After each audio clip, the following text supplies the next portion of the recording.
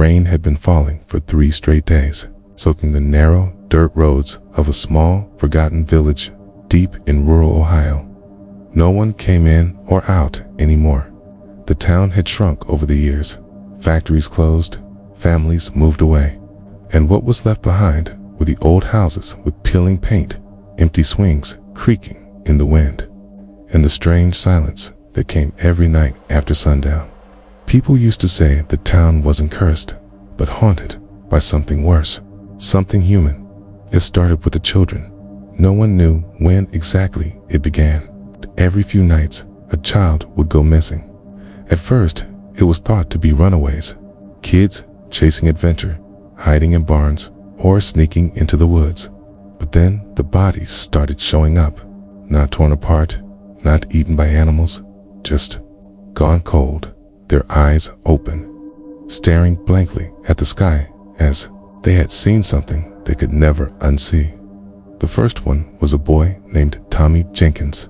He was 7, with messy brown hair and a smile that made the old women at church call him God's little angel. His mother found him lying in a cornfield behind their house. There wasn't a drop of blood, no bruises, no sign of struggle, just a small, perfect cut running from the corner of his left eye down to his chin. The sheriff said it was probably an accident, but everyone in the village knew accidents don't look that clean. After Tommy came Ellie Mae, daughter of a carpenter who lived by the old mill. Then Billy Carter. Then another. Each one taken on a rainy night. Each one found before dawn. And each one with that same mark on their face. By the time the 5th child was found, people stopped letting their kids outside. The school closed. The church bells stopped ringing. And behind locked doors, whispers grew louder about a man, someone they all knew once would come back. His name was John Keller. He used to live in that same village 20 years ago. A quiet man, always kept to himself. Worked at the slaughterhouse before it shut down. Folks said he was strange, not in a dangerous way, but in the way he talked to himself for hours, standing by the river, staring at his own reflection like he was trying to recognize who he was. One winter night, his little sister vanished.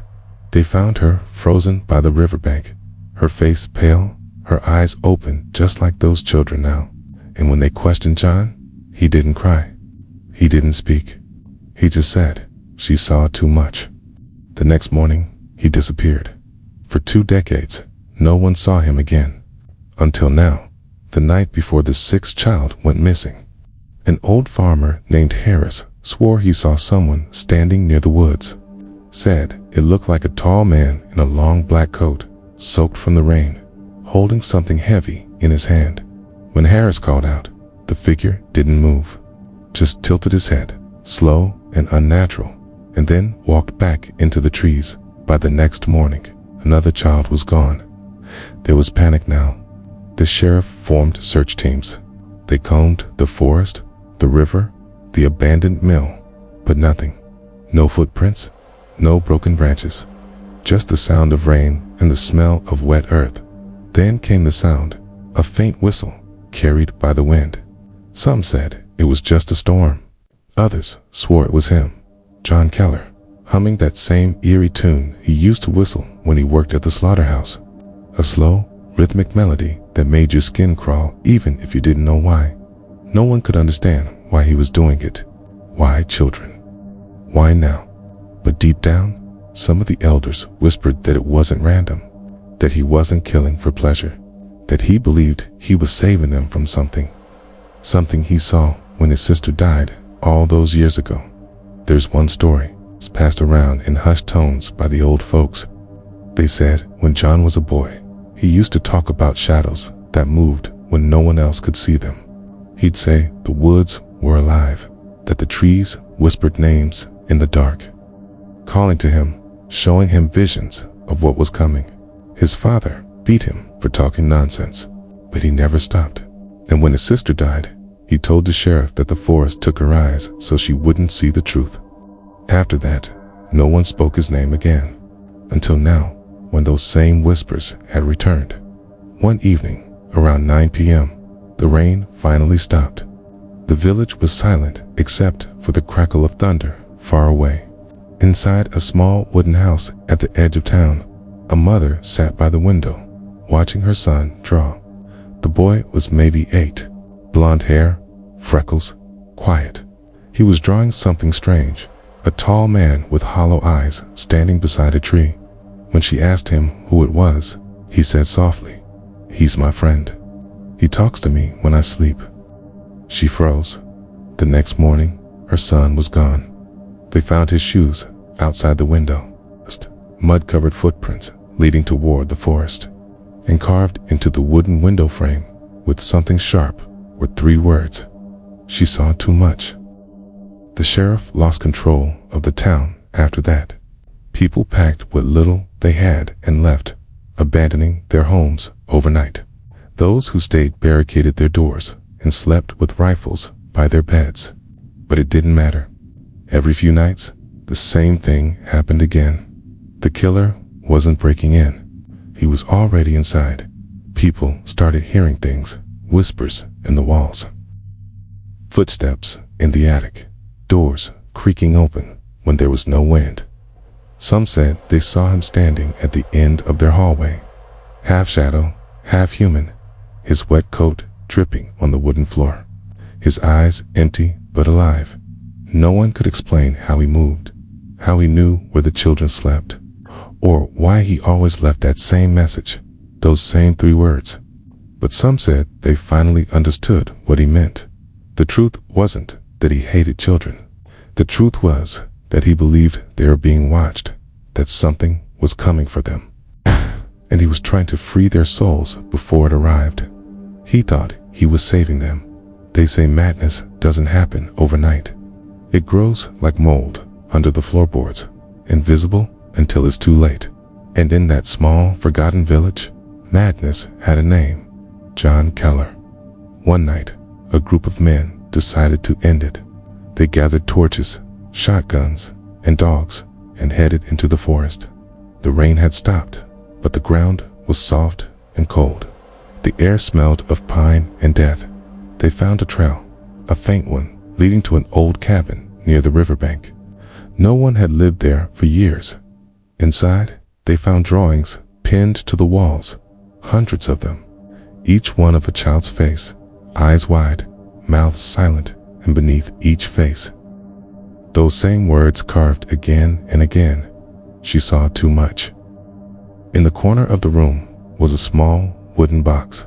Inside it were trinkets, a ribbon, a marble, a broken toy car, things that once belonged to the missing children. And beside the box, sitting perfectly still, was a man in a wet black coat. He wasn't dead. He was breathing, slowly, quietly. His eyes were open, fixed on the window, as if watching something move outside. When the sheriff stepped closer and said his name, the man didn't turn.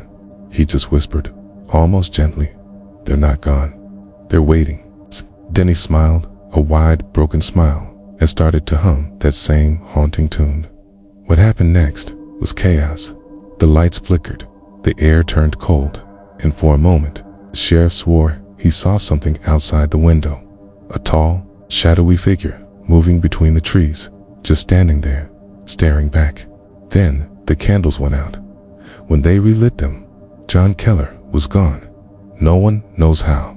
The windows were shut, the door locked from inside. But the only thing left behind was that sound, the whistle echoing through the forest that night. Every child who had survived the last few weeks woke up screaming the same words, over and over: "He's coming back." And since then, no one dares to go near that village. Locals say if you stand by the river at night, when the fog is thick and the wind is still, you can hear a faint whistle in the distance. Sometimes it's behind you, sometimes it's inside your head, and if you turn around fast enough, just for a second, you might see him, a tall man in a wet black coat, standing by the trees, watching. And if you ever hear a child humming that same tune in their sleep, run, because it means he's already there. 3 weeks after the last child vanished, The village was nothing but an echo. Houses stood empty, doors swinging on broken hinges, children's toys half buried in the mud. The rain had stopped for good now, but the silence that came after was worse. When the case reached the authorities in Columbus, they sent in a small investigative team led by FBI profiler Daniel Hurst. He was quiet, sharp, and methodical, a man who had seen too much death to believe in ghost stories. But even he couldn't explain the details of what he read in the sheriff's reports. Every crime scene was too clean. No signs of struggle, no blood, no fingerprints. Just the body of a child, eyes open, with that same thin cut on the left cheek, almost like a ritual mark. When Hurst arrived, he found the sheriff waiting outside the abandoned church at the center of town. The man looked exhausted, his uniform soaked in sweat despite the cold. "You came all the way out here for a ghost story," the sheriff muttered, lighting a cigarette with trembling fingers. Hurst looked around. "If this is a ghost story, Sheriff, it's the kind that leaves bodies." Inside the church, they had set up a temporary operations base. Files, photographs, maps. The images were disturbing. Every child's body placed carefully, as if the killer was performing a ceremony. The positions matched, lying on their backs, hands crossed, heads turned toward the east. "What's east of here?" Hurst asked. The sheriff hesitated. "The woods, then the river, then that old slaughterhouse Keller used to work at." Hurst nodded slowly. "And you think Keller's still alive?" The sheriff didn't answer. He just stared at one of the photos the little boy found by the cornfield and whispered, "I think he never left." Later that night, Hurst walked alone through the village. His flashlight beam cut through the mist, illuminating cracked fences and shattered windows. Somewhere in the distance, a wind chime rattled. He stopped when he reached the edge of the forest. The air was still, unnaturally still. That's when he heard it. Faint, almost too faint to be real. A whistle. He turned sharply, but there was no one there. Only the trees. Only the sound of dripping water. He didn't mention it in his report that night, but the next morning, the first line he typed on his notes was, "He's not just killing, he's communicating." The following days, they searched the woods again, this time with thermal drones and dogs. Nothing. But at the slaughterhouse, they found something new. Symbols carved into the walls. Deep, deliberate cuts forming circles, triangles, and eyes. In the center of the floor was a drawing, charcoal and ash, of 7 small figures surrounding a larger one. Beneath it, the words, "The ones who saw too much." Hurst crouched beside it, touching the ashes. This isn't random. He's repeating something. Maybe a memory, maybe a belief. One of the younger agents said quietly, "It looks like a ritual." Hurst shook his head. "No, it's a pattern. He's trying to rewrite what happened to his sister." That night, as Hurst reviewed old records, he found something strange in Keller's childhood file. A psychiatric report from 1982, written by Dr. Lillian Graves, who had treated him after his sister's death. The notes were fragmented, messy, almost afraid. Greater than subject reports, auditory hallucinations in the form of children's voices calling from the woods. Claims they are trapped behind the trees, insists he must set them free before the watcher takes them, displays no empathy for animals or people but cries uncontrollably. When hearing children sing, believes death is the only form of escape from the watcher. At the bottom, a handwritten line, greater than if he ever returns to that town. "Others will die." Hurst leaned back, staring at the words. Something about them felt familiar. The Watcher. He'd heard it before in a different case, an old unsolved series of murders from West Virginia in the late 70s. Children taken, same pattern, same marks. The suspect was never found, but the locals back then had a name for the killer. The Watcher in the trees. The FBI database showed no connection. Different towns, different names, different decades. But Hurst couldn't shake the feeling it was the same darkness moving from place to place. Using different hands, Each time, he drove out to the edge of the forest that night, parking near the same cabin where Keller had last been seen. The windows were shattered now, the inside ransacked by curious locals, or maybe something else. On the wall, faint under layers of dust, was a new carving. Fresh. The words, "He's still watching." Hearst stepped back, heart pounding. The marks were recent, maybe just days old. Someone had been here. That's when his radio crackled. "Agent Hearst, you need to come back.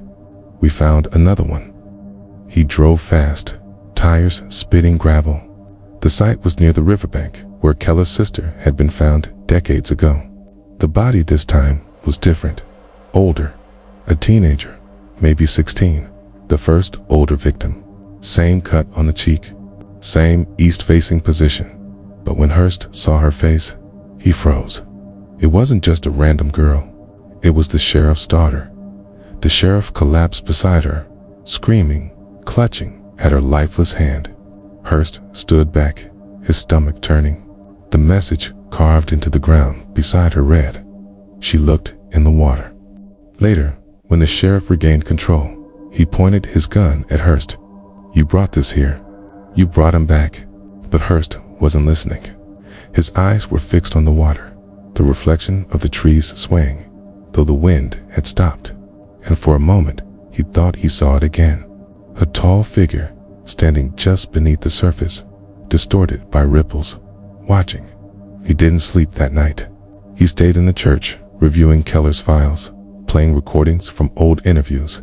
In one tape, Keller's voice cracked through static.com, almost gentle. "They think I killed them, but I don't. I free them. The watcher marks them first. I just open the door." "Why the children?" the doctor asked. "Because they see him when we don't. He shows himself to the innocent first, and a mark. That's where he touches them. That's how I know." The tape ended with a soft hum, that same tune the sheriff described, that same whistle the children heard before they disappeared at 3:12 a.m. The power went out across the village. The entire investigation unit woke to darkness. Outside, the air was heavy and wet. Someone screamed. Then another dot. By the time Hearst reached the main road, 2 of the agents were gone. The rain had started again, slow at first, then pounding like fists on the rooftops. And through the static of the radio, that same whistle came back faint, broken, but unmistakable. "Greater than he's in the church," a voice whispered through the line. Hearst ran. The church door was open, swinging slowly. Inside, candlelight flickered against the walls, and on the altar, written in blood, were 3 words. She saw too much. But this time, something was different. The writing wasn't in Keller's handwriting. It was smaller, shakier, like a child's, and from somewhere deep within the church, he heard a giggle, soft, familiar. Then footsteps, running across the wooden floor. He called out, "Who's there?" No answer then. From the shadows, a voice, a child's voice, whispered, "He's not the only one now." Hearst turned his flashlight toward the sound, but all he saw was the far wall, and on it, hundreds of small handprints smeared in black ash, each one leading upward toward the ceiling. And just before the light flickered out, he saw one last thing written across the highest beam, carved deep and uneven. "The watcher has new eyes." The next morning, the FBI sealed the area. The case was marked inconclusive. The report would say the team encountered unknown hostile circumstances. No one ever found Keller again. No one ever saw Agent Hearst after that night either. But sometimes, when the fog rolls in across the Ohio woods, locals swear they see 2 figures standing by the river, one tall, one small, both watching, both humming that same endless tune. And if you ever drive through that valley, past a broken church, windows boarded and grass grown high, you might hear it too, faint, almost kind, but not quite human, a whistle in the dark. The government closed the investigation within a week. The official report stated missing persons, presumed deceased, and unknown environmental interference. It was bureaucratic language meant to erase what happened. But people in that region never forgot. They called it the Whistling Night. 2 months later, all the physical evidence, the photos, the bodies, even Keller's old psychiatric tapes were boxed and transferred to a federal storage facility in Quantico. Everything except one item, an unmarked cassette tape labeled only with the initials JK. The tape somehow ended up in the hands of an investigative journalist named Laura Benton. She worked for a small true crime podcast that focused on unsolved rural murders. When the Keller case surfaced, she became obsessed. The tape began with static, faint at first, then clearing into a voice. A man's voice.com measured. It was Keller. Greater than they think the woods make the sound. They're wrong. The sound makes the woods. Then, silence. Laura replayed it dozens of times. Something about the tone unsettled her, not because of the words, but because of what she heard in the background. A low, rhythmic hum, almost mechanical, but not quite, like something breathing. That night, she called an old contact from the bureau, a retired analyst named Peter Harlow, who had worked under Daniel Hurst before he vanished. "What do you know about the Keller case?" she asked. Harlow hesitated. "I shouldn't be talking about that. Have one of the tapes," Laura said. "And there's something else on it." "Something? Alive?" There was a long pause on the line. Then Harlow whispered, "Delete it. Now, if that's Keller's last tape, you don't want to hear the rest." She didn't delete it. She listened again. At 2:17 a.m., the humming grew louder. It wasn't background noise. It was a melody. The same whistle the villagers had described. Only this time, underneath it, faintly, was another sound. Children laughing. The next day, she drove to Ohio. The village was gone. Nature had reclaimed it. The church was nothing but a skeleton of wood and stone, swallowed by ivy. The houses were collapsed, roofs caved in. But the air was wrong. It felt too still, too heavy, as if the forest was holding its breath. She walked to the riverbank. The same place Keller's sister had been found decades ago. The water was dark, the reflection distorted. When she leaned closer, the sound came again, faint, most gentle, a single, drawn-out whistle floating through the air. She froze. It wasn't coming from behind her. It was coming from beneath the water. She stepped back, her pulse hammering. And that's when she saw them, small shapes beneath the surface. Pale outlines just below the rippling light. Faces, children's faces, eyes open, lips moving. And as the current shifted, she realized they were mouthing the same words over and over. "He's watching." Laura stumbled back, nearly falling into the mud. Her hands were shaking uncontrollably. She ran. That night, she checked into a motel 20 miles away. She played the tape again, but this time, she heard something new. A second voice whispering over Keller's. "Greater than you shouldn't have come here." She threw the recorder across the room. It hit the wall and shattered. But even after the tape stopped, the whistle continued. It was faint, coming from outside, from the trees. The next morning, she found a package on her motel doorstep. No return address. Inside was a single photograph, black and white, of Keller standing in front of the slaughterhouse. But something was wrong. Behind him, in the window's reflection, there was a tall, dark silhouette with no face. On the back of the photo, someone had written in small, neat letters, "The watcher chooses who can see." She drove straight to Quantico. When she met with Harlow in person, his hands trembled as he spoke. "You weren't supposed to find that tape," he said. "It wasn't Keller who started this. It was us." "What do you mean?" He took a breath. Back in the 70s, before Keller's sister died, there was a classified project, rural psychological testing. They called it the Watcher Program. They took children from isolated towns and subjected them to extreme sensory deprivation. Darkness, sound loops, whispers. They wanted to study hallucination thresholds. Keller's sister was one of them. He wasn't supposed to know. Laura stared at him, horrified. "You're saying the government created this?" "No," Harlow said, shaking his head. "They just opened the door." Keller wasn't crazy. He was infected. That's what we didn't understand. The Watcher wasn't a person. It was something that came through the human mind when it breaks. He leaned closer. When Keller said he saw shadows move in the woods, he wasn't lying.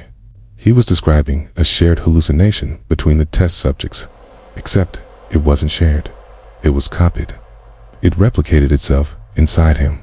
Every time he killed, he was passing it on. Laura's voice was trembling now. "So it spreads." Harlow nodded. "Through sight. Through memory. That's why he cut their faces. To close their eyes. To stop it." The lights in the room flickered. At first, Laura thought it was a power surge. But then she heard it again. That faint, dragging whistle, echoing down the hall. Harlow's face went pale. "Oh God," he whispered. "You played the tape, didn't you?" She nodded slowly. He stood up fast. "Then it's already seen you." The window behind them shattered. The lights went out. Security footage later recovered from the Quantico archive showed only static and flashes of motion. Laura running. Harlow on the floor. Something moving in the corner of the frame. Tall and featureless. When the lights came back on, both were gone. Only the tape recorder remained, spinning endlessly, replaying Keller's voice. Greater than they think, it ends with death. It doesn't. It waits for the next one who listens. 2 weeks later, the Quantico building where the evidence was stored burned down. The fire report said it was caused by faulty wiring. No one mentioned that the security team heard whistling just before the alarms failed. And then, across the country, new reports began to surface, missing children in small towns, all under the same strange circumstances. Same cut, same east-facing position. But this time, the names were different. The killer wasn't John Keller anymore.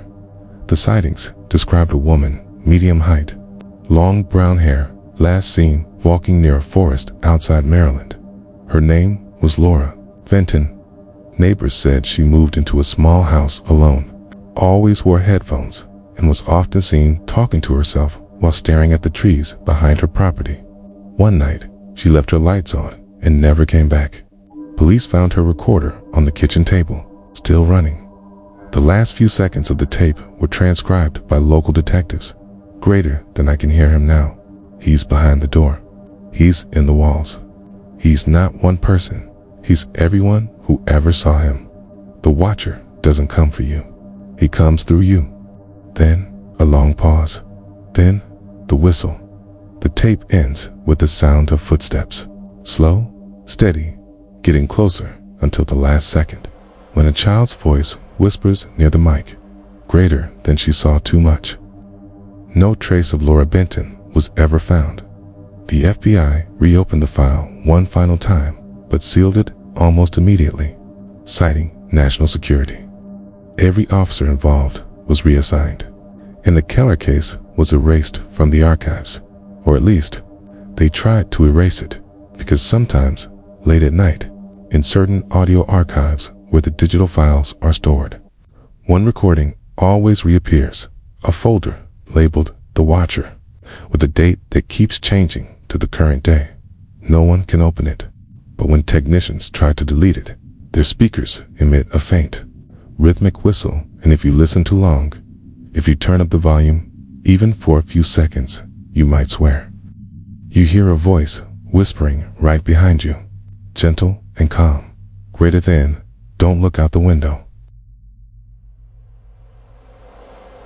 A year passed since the Benton case vanished from the public record. Officially, there was nothing to investigate. The Keller file was sealed, the witnesses gone, and the only trace of it all lived in a handful of corrupted digital archives, and whispers traded between Oldfield agents who couldn't sleep at night. But the silence didn't last. In late autumn, in a remote corner of Pennsylvania, a new set of reports began to surface. Faint at first, local, easy to ignore. A child missing, then another. No evidence, no prints, no screams. Only the same pattern. Eyes open, head turned east, the same faint scar along the cheekbone. It was Agent Michael Reed who noticed it. He was new, only 35, part of the Bureau's Behavioral Analysis Unit. He'd never heard of Keller, never read about the Watcher, but he noticed the repetition, the same phrases reappearing across cases that shouldn't have been connected. She saw too much. When he presented it to his supervisor, the man shut the folder, slid it aside, and said quietly, "Forget it. That line doesn't exist in our records." Reed pressed, "Sir, this is pattern recognition. Whoever's doing this," his supervisor cut him off. "I said, forget it." But Reed couldn't. That night, he went home and searched Keller's name himself. Nothing, not even a newspaper clipping. The file was wiped. But the deeper he dug through internal databases, the stranger things became. One folder, encrypted and unnamed, caught his attention. When he opened it, there was only one document inside, a single line of text. "If you can see this, he can see you." The cursor blinked. Then his computer froze. He tried shutting it down, but the monitor flickered. For just a moment, he saw something on the screen, a faint reflection, like a shadow standing behind him. He turned. Nothing was there. The lights buzzed overhead. The air felt colder. That night, Reed dreamed of water. He was standing in the middle of a river, waist-deep, fog curling around him. On the other bank, he could see children, dozens of them, staring silently. Their faces were pale, their eyes wide, and in unison. They raised their hands and pointed behind him.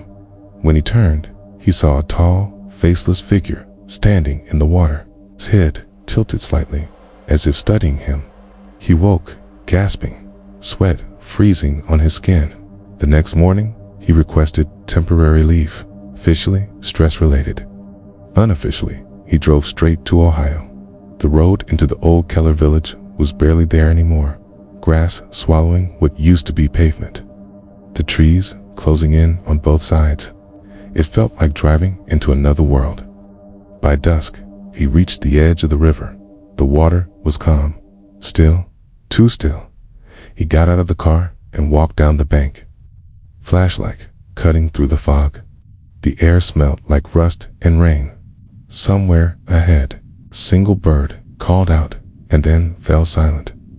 Reed stopped when his beam caught something, a wooden cross, half buried in mud. Beneath it, carved crudely into the wood, were those same words again. She saw too much. He swallowed hard. The earth felt soft under his boots. For a moment, he thought he heard a whisper, but it was only the wind sliding through the reeds. Then he heard it, faint and broken, but unmistakable. A whistle. He froze. It came from behind him, this time, low and slow. He turned, the flashlight trembling in his hand, but there was nothing there, only the forest. He backed toward the car, pulse hammering, trying to convince himself it was an echo, some trick of the valley.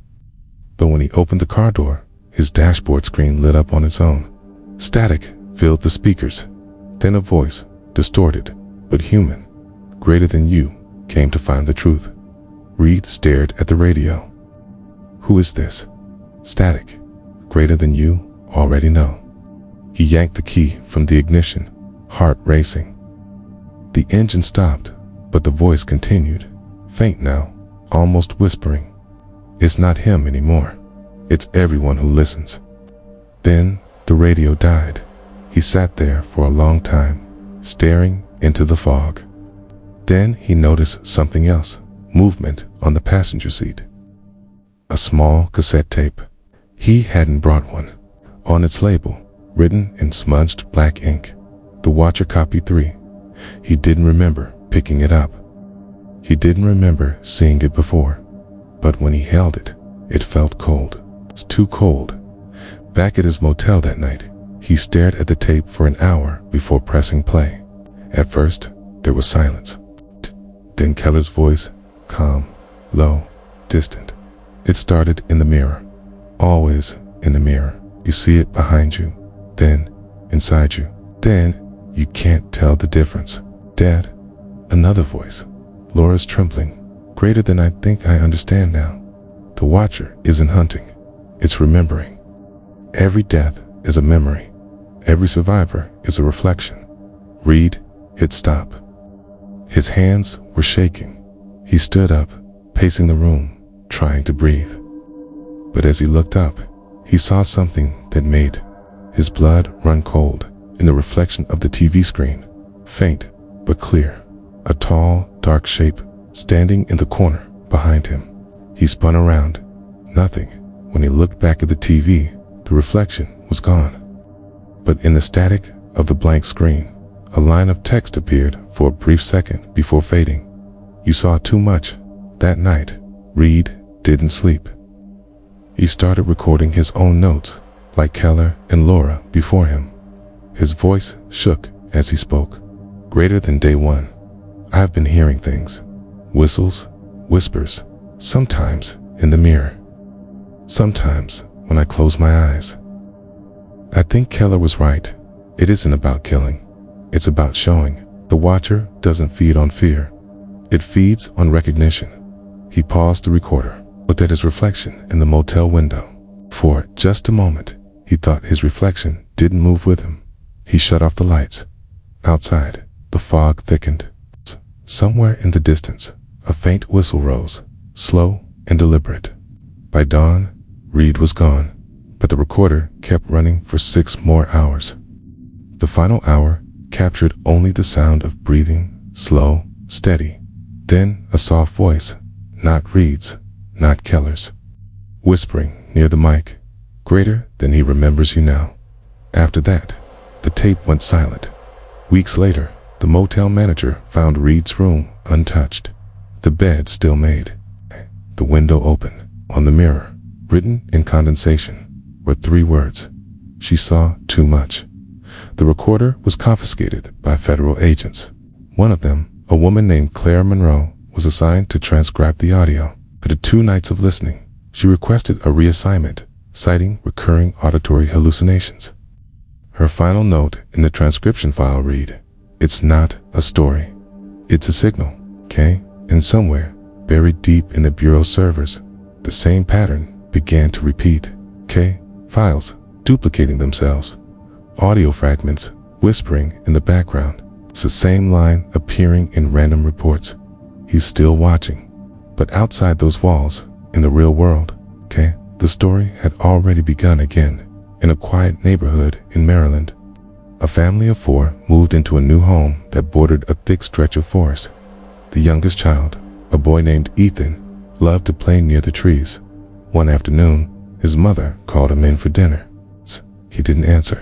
C found him standing at the edge of the yard, staring into the woods. "What are you looking at, sweetheart?" C asked. Ethan smiled faintly. "It's the man in the coat." She frowned. "What man?" "The one who hums when it rains." That night, she heard it too, faint, outside the window, a slow, rhythmic whistle. And as the wind moved through the trees, something in the reflection of the glass shifted. A tall shape, watching from the darkness, almost still, almost human. Rain fell for 3 days straight over northern Maryland. The forest behind the Gibson house drank it all, the kind of heavy, cold rain that turned dirt into mere black mud inside. The family tried to settle into their new rhythm. Ethan's mother, Claire Gibson, moved through the kitchen with quiet exhaustion, boxes still half unpacked, a kettle whistling like a ghost trying to speak. Her husband, Mark, was away on a week-long business trip. In the silence of the house pressed down like fog, Ethan spent most of his time by the window. He kept a small notebook where he drew the forest. Same trees, same crooked river, but each day the sketches grew stranger. A shadow began appearing between the trees, tall and narrow, always at the edge of the page. Claire didn't notice it at first. The Bureau did, 400 miles away, in a basement office beneath a federal complex in Virginia. Two agents reviewed the final report on Michael Reed. The file was stamped closed, personnel burnout. But attached to it was an encrypted note from the department's forensic linguist. It said, Reed's final recordings contain subharmonic data not consistent with human speech. Recommend containment, not deletion. The agents exchanged looks. One of them, Agent Claire Monroe, the same woman who had transcribed Reed's tape, had returned despite her reassignment. The other, Agent Lucas Vance, was new to the case but carried the hardened expression of someone who had seen too many strange files buried under ordinary names. Monroe leaned forward. The signal's active again. Vance frowned. Active where? She turned the monitor toward him. On the map, a cluster of faint digital blips pulsed near a small residential area in Maryland. Same frequency range as Reed's recorder, she said. Only stronger. It's spreading. That night, back in the Gibson house, Claire tucked Ethan into bed. "Mom," he whispered. "He's humming again." She smiled tiredly. "You mean the wind?" "No," Ethan said. "He said my name this time." Claire froze. "What did he say?" Ethan looked at her, eyes wide. "He said, you can draw him better if you don't blink." Claire laughed it off, kissed his forehead, and turned off the light. But when she reached the hallway, she heard something soft behind the door, humming, low and slow.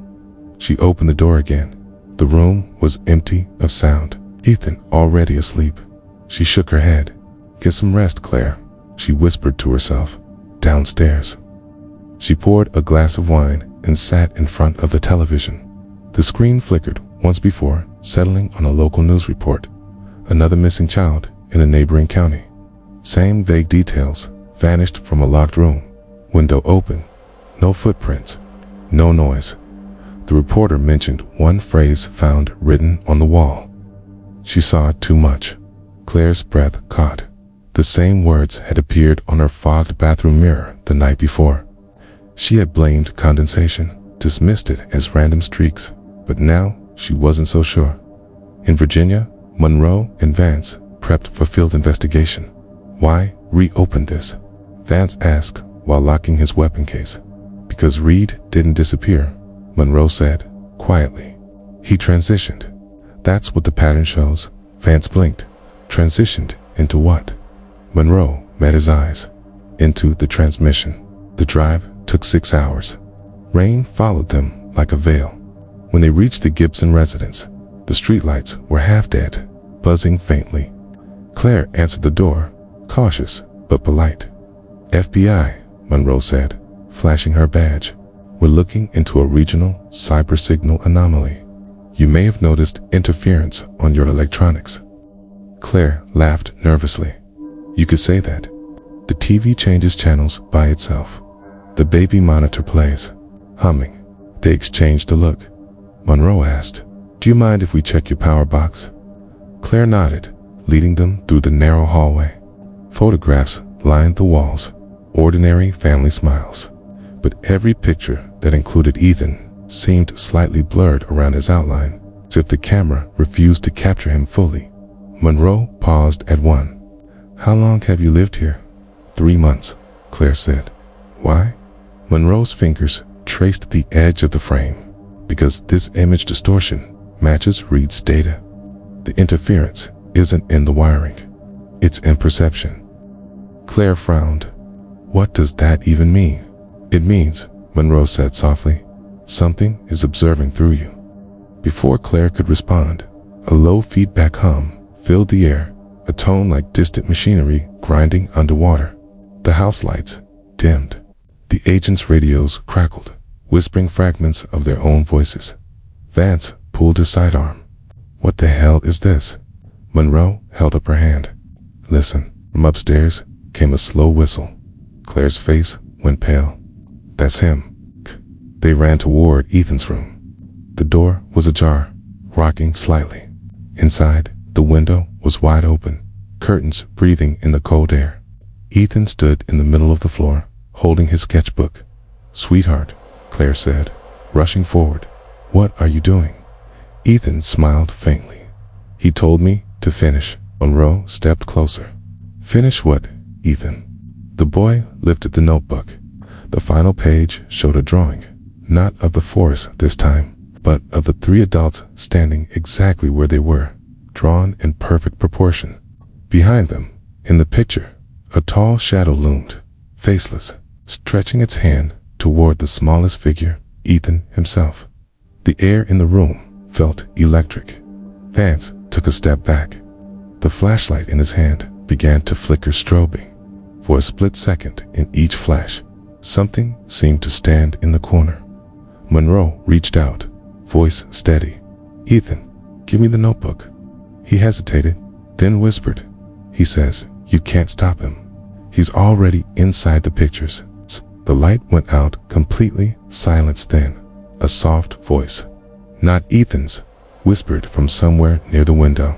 He remembers you. The agents lunged forward, but the room was empty. Ethan was gone. The notebook lay on the floor, open to a blank page, except for a new line at the bottom, written in a child's hand. She saw too much. Claire screamed. Monroe grabbed her, dragging her from the room as the walls began to tremble with a low, resonant hum, like an approaching storm. Vance stayed back, searching the corners with his flashlight, but when the beam passed over the mirror on the dresser, his reflection didn't move. Monroe shouted his name. No answer. By the time she looked back, Vance was gone.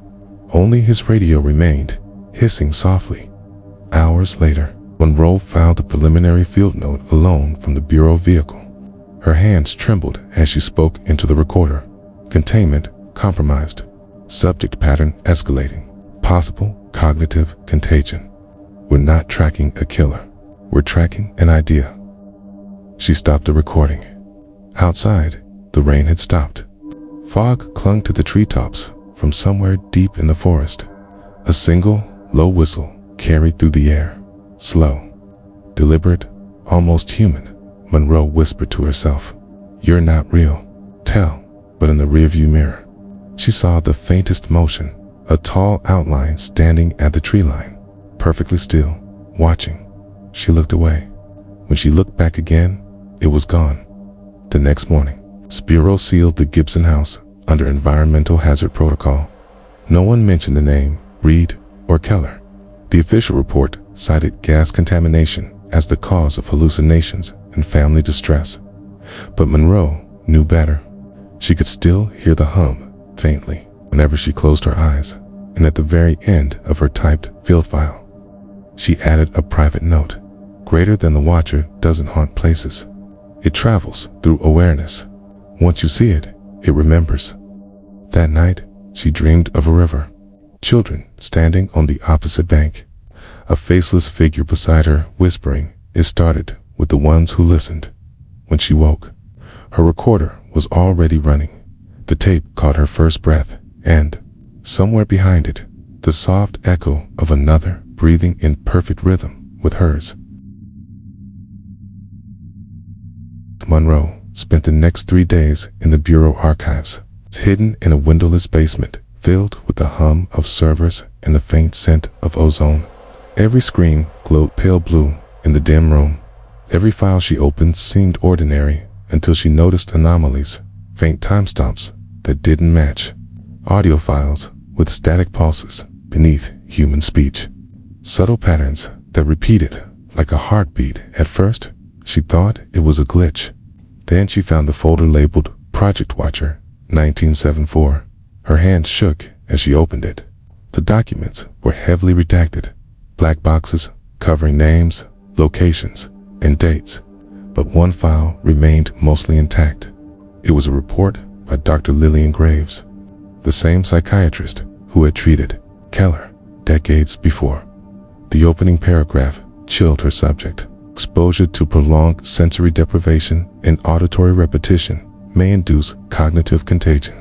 Observation of primary subjects by secondary subjects allows replication of behavioral patterns. Recommends strict isolation of all witnesses. Monroe read the note over and over. Cognitive contagion.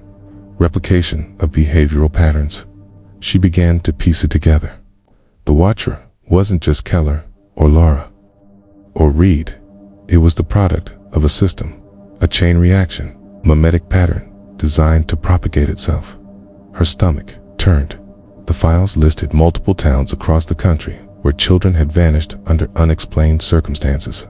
Dates were decades apart, locations isolated, always near forests or rivers.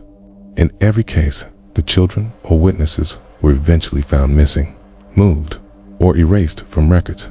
Monroe scrolled to the final section. It contained handwritten notes by Graves, greater than he sees through the eyes of those who have seen him. He doesn't sleep. He doesn't rest. Death is irrelevant. What matters is the recognition. Once recognized, the pattern expands. She leaned back. A soft hum resonated through the archives. The overhead lights flickered. Monroe froze. The hum wasn't from the servers. It was from the room itself. Low, insistent, rhythmic, almost a whisper. She checked her recorder. It was off. Outside, the hallway was empty. Her flashlight flicked. For a moment, she thought she saw a shadow slip behind a door. The next morning, Monroe drove to a rural town in West Virginia, mentioned in the files, the site of the original experiments. The road was narrow, flanked by old-growth forests that had reclaimed everything. The trees stretched over the asphalt like a tunnel. Her GPS signal died. She arrived at what remained of the site, a crumbling psychiatric facility abandoned for decades. Windows boarded, rust crawling along steel doors. She stepped out of the car, flashlight in hand, rain dripping from her coat. The air smelled of wet soil and decayed inside. The facility was a maze of hallways, peeling paint and broken furniture. The further she went, the more it felt alive. Walls seemed to stretch. Floors groaned under invisible weight. In the main room, she found it. The first recordings. Reel-to-reel tapes lined a shelf, dusty but intact. Keller's voice, Laura's voice, and countless others, their whispers and humming layered over decades. She played the first tape, static. Then a child's voice, keys behind the trees. He remembers. Then Keller. Greater than the watcher isn't one thing. It's everywhere it's been, and it grows with every witness. Monroe's hands shook. She realized she was standing in the epicenter of it all, the place where it began. She moved deeper and found a room that had been used for observation. Old monitors, dials, and wiring were still there. On a chalkboard, faint letters scrawled, greater than see and be seen. Recognition is survival. The watcher never sleeps. She felt a presence behind her, slow, deliberate. Her flashlight flickered. She spun. Nothing. But in the mirror across the room, tall figures stood perfectly still behind her reflection. Faceless, shadowed, watching. Monroe whispered, "I'm not afraid of you." The figure tilted its head. The faintest whistle echoed through the room. She ran. Down the hall. Door slammed behind her. Something moved in the dark, fast, fluid, silent. She could hear breathing that wasn't hers, steps that didn't belong to anyone living. Reaching the main stairwell, she paused. Her mind raced. If the watcher was cognitive, mimetic, contagious, then anyone who recognized it, even by seeing this room, listening to the tapes, could become part of it. She had to contain it. Outside, the sky was gray and heavy. Monroe drove the old facility's generator trucks into the woods, gathering tapes, notebooks, and anything that could carry the pattern. Her plan was desperate. Remove the artifacts, isolate them, burn them. If she destroyed the records, maybe she could stop the contagion. By dusk, she had cleared the main building. She started a fire, controlled but immense. The smoke filled the forest, curling around the trees like living tendrils. The tapes crackled as they burned. The old files curled into ash dot, and then she heard it. The whistle toned closer, louder. Not just one tone, multiple, layered. She spun around. The forest was empty. Only the trees. Only the fog. She realized the truth. You couldn't destroy the watcher. You could delay it, misdirect it, contain its artifacts, but every witness, carried a part of it in their mind, and every echo, every recognition fed it. Suddenly, she felt it in her own mind, a presence climbing into her thoughts, whispering, soft and insistent. "You see me? You remember?" Heart pounded. She ran into the firelight, shielding her face, trying to scream. But the voice followed her, inside and outside her head. She dropped to her knees and shouted, "I won't let it escape." And for a moment, she felt control. The fire crackled, consuming the last of the tapes. The wind blew through the trees, scattering the ashes into the fog. Silence fell. The whistle faded. Monroe collapsed against a tree, breathing hard. The sky cleared slightly.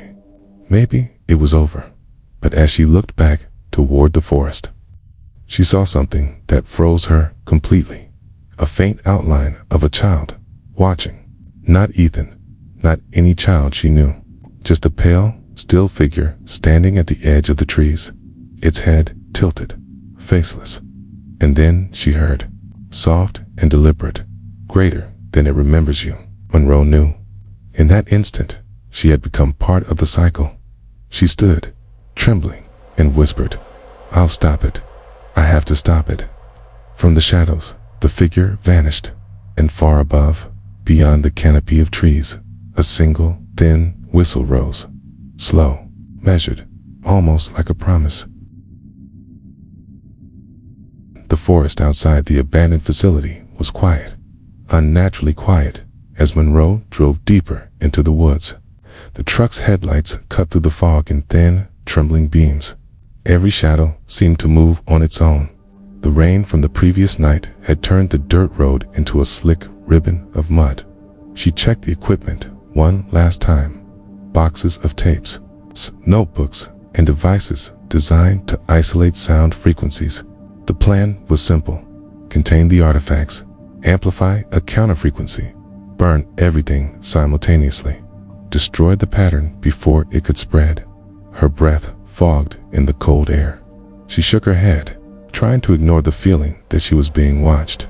That same faint whistle echoed from the trees, slow, deliberate, like a heartbeat. Monroe stopped the truck near a clearing. She could see remnants of the original facility in the distance: shattered windows, collapsed walls, and moss-covered foundations. The center of the clearing was a large, open pit, a fire pit she had prepared last night. She began setting the tapes and notebooks inside, carefully, methodically. Every step she took felt amplified, the silence pressing against her like water. Then she heard the footsteps, not hers, soft, uneven, circling the perimeter. Monroe froze. She tried to listen, straining her ears. The footsteps stopped, and in the moment of stillness, she heard a child's voice whisper, "Greater than you shouldn't be here." The hairs on her neck stood on end. She swung the flashlight toward the edge of the trees. The beam caught movement, faint, tall, shifting, then gone. She whispered to herself, "I won't let you escape. Not this time." Her hand shook as she lined up the audio equipment. The counter-frequency device was ready. The theory: if the watcher was cognitive and mimetic, a precise resonant frequency could disrupt its pattern, isolate its presence, and burn the artifacts before the next recognition occurred. Monroe started the device. A low hum began to rise from the speakers, vibrating in the clearing. The whistle from the forest seemed to respond, fluctuating in pitch. She watched the fog curl unnaturally, twisting around the trees like smoke from an invisible fire. Then she saw them, small shadows emerging from the tree line. Dozens of children, their forms pale, faceless, standing silently. Not Ethan, not any she recognized, but their presence was undeniable. The hum of the counter-frequency made the hair on her arms rise. She realized the children were drawn to the sound, circling the fire pit as if they had been waiting. A whisper rose above the hum, layered, impossible to locate. "Greater than you can't destroy me. You're already part of me." Monroe's stomach turned. The shadows moved faster now, converging toward the pit. Her mind raced, She had to act. She lit the pyres surrounding the artifacts. Fire hissed against the damp wood, smoke curling toward the foggy sky. The hum of the counter-frequency intensified, and the shadows recoiled slightly, their forms distorting, stretching. But then the whistle, that slow, deliberate whistle, became a roar. It echoed through the trees, through the fog, through the night itself. Monroe realized the terrifying truth. The Watcher was everywhere it had been. Every witness, every observer, every recording had extended its reach. She could feel it inside her own mind, a presence that whispered, "You see me? You remember?" Her head ached, her vision blurred. Yet she pressed on, lighting the final pile of tapes. The flames erupted, the fire catching quickly. Smoke thickened, curling into the sky. The shadows screamed, or at least, sound that resembled screaming echoed across the clearing. It was unbearable, like thousands of whispers layered over decades. Monroe's ears rang. Her legs burned from standing in the cold mud. But she couldn't stop. She reached for the last notebook, Keller's, Laura's, Reed's combined, and threw it into the fire. The pages ignited immediately. The flames licked the air. The fog thinned, as if the smoke fought to push it away. The whistle rose higher, a single piercing note that made her knees buckle. The children, the shadows, seemed to flicker like candlelight, their forms unstable. Then, one by one, they vanished into the fog. Monroe fell to her knees, gasping. The hum ceased. The forest was silent. The fog cleared slightly. She dared to breathe. For a moment, it felt like the cycle had ended, and then she heard it, soft, deliberate, almost kind, a single whisper from the distance, faint, echoing, greater than she saw too much. Monroe's chest tightened. She knew the pattern wasn't gone. Not entirely, but for the first time, she felt that she had delayed it, contained it. The artifacts burned, the recordings destroyed. She stood, slowly, looking at the clearing. The forest was still. The children were gone. The whistle had vanished. Her recorder had survived the fire, miraculously. She picked it up. Nothing but static. She pressed play. Silence. Relief washed over her. She returned to her car, exhausted, mud-caked, but alive. The forest seemed normal now, the fog retreating. On the drive back, she thought about Reed, Laura, Keller, and the countless witnesses before her. All had become part of a pattern she could barely comprehend. The Watcher didn't sleep. It didn't die. It only waited for recognition. She promised herself one thing. She would document everything. Keep the knowledge safe. Never let anyone stumble into the same cycle unprepared. The whistle had ceased for now. Dawn broke over the forest in muted gray light. The morning air was damp, smelling of ash and wet leaves. Monroe had driven through the night to escape the woods, leaving the burned clearing and the remnants of the artifacts behind. Every mile she put between herself and the facility, the fog seemed to lift slightly. But in her mind, it never fully receded. She parked at a small overlook along a country road and stepped out. The wind carried the faintest sound, almost like a memory, a low whistle, stretched and slow, curling through the trees. She clenched her fists. Not anymore, she told herself. The fire had destroyed the physical traces, the recordings, the notebooks, the tapes, all gone. She had done everything she could. Monroe pulled her recorder from her coat. She pressed play. Silence.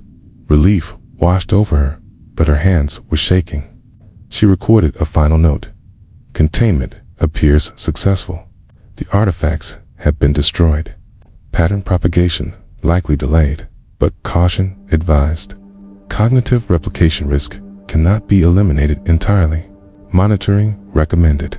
She paused. Outside, the forest was quiet, almost unnervingly still. Then she heard a sound, faint, deliberate, behind her. A whistle. Monroe spun. The road was empty. The trees swayed, but no figure appeared. Her heart raced. She whispered into the recorder, almost to herself, "Greater, then it's over." The whistle paused, as if listening. Then another sound, footsteps, soft, measured, crunching leaves.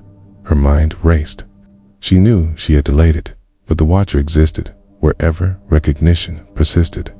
Every mind that had seen it, every recording that had been made, every witness, alive or dead, carried a fragment of it. Monroe's eyes scanned the tree line. The fog seemed to thicken slightly, curling around the trunks like pale fingers. Then she saw a faint movement, almost imperceptible, along the edge of the forest. A child's form, pale, motionless, head tilted slightly. Faceless, her pulse quickened.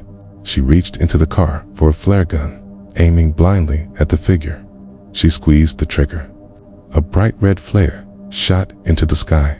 The child, or whatever it was, flickered and vanished.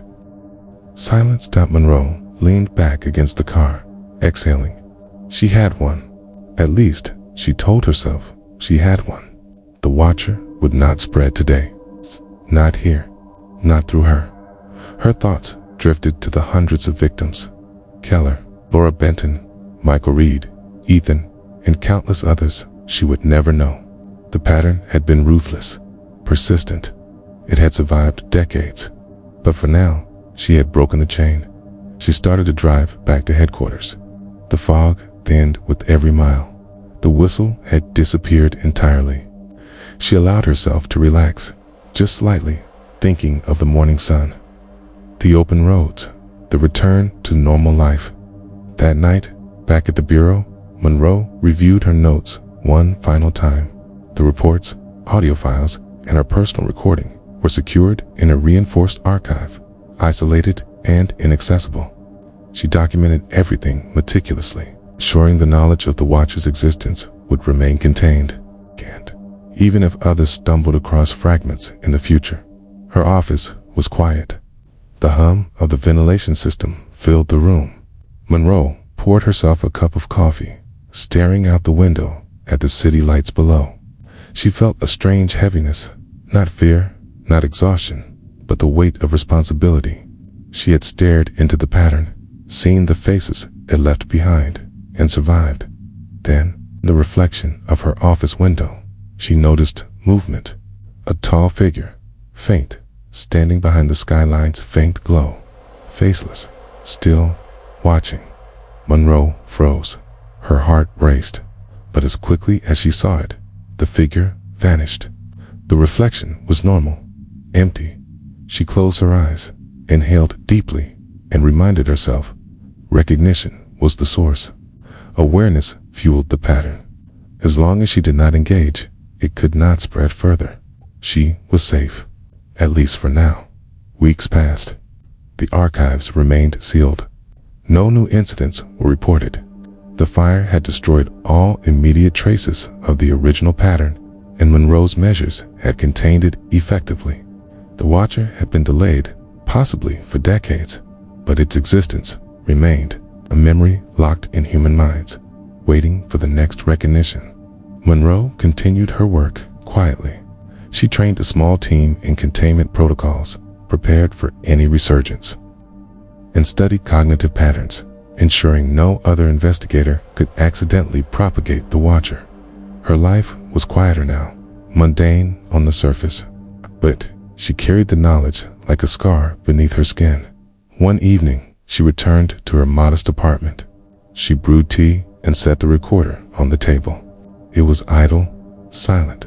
She glanced out the window at the quiet city street dot, and then she noticed it, a single sketch stuck to the frame of her bedroom mirror. Pale lines, small hands, a faceless figure looming behind a tiny child. Her pulse quickened, her stomach tightened, but the lines were faint, almost like a trick of reflection, or the last residue of memory. She whispered to herself, "It's over. I contained it." The whistle came, soft, almost imperceptible. Not outside, not in the room, inside her mind. Monroe smiled faintly, closed the recorder, and whispered back, "I see you.